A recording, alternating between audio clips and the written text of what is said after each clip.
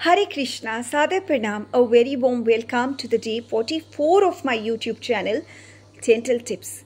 Today's topic of discussion, today we are going to discuss about a dental procedure called pulpotomy. So what is this pulpotomy? Pulpotomy is a dental procedure in which we remove the infected coronal pulp and we preserve the vital radicular pulp. And after removing the infected coronal pulp of the tooth, we place a suitable medicament for the preservation of vitality of the tooth.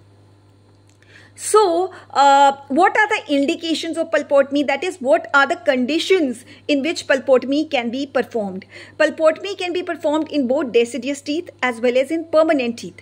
And the conditions in which pulpotomy can be performed are when there is more than 2/3 of the root length. And when there is no periapical abscess, fistula, when there are no calcifications in the pulp chamber, when there is no internal resorption, and when the pain in the tooth is not spontaneous, and nor does it remain after the source of pain is removed.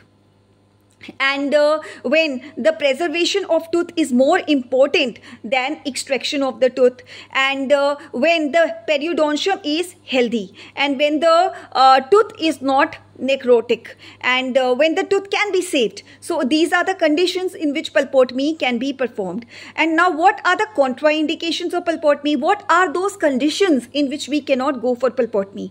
When the length of the root is less than 2/3, when the tooth cannot be saved, when the interradicular tissue is not healthy between the between the tooth roots, and when there is calcified pulp, and when there is abscess, fistula, internal resorption in the tooth. These are the conditions in which we cannot go for pulpotomy, and when the tooth cannot be restored, and when the pain is spontaneous, and when there is necrotic pulp. So these are the conditions in which we cannot go for pulpotomy. So that's all for today. Thank you many folds for watching my YouTube channel.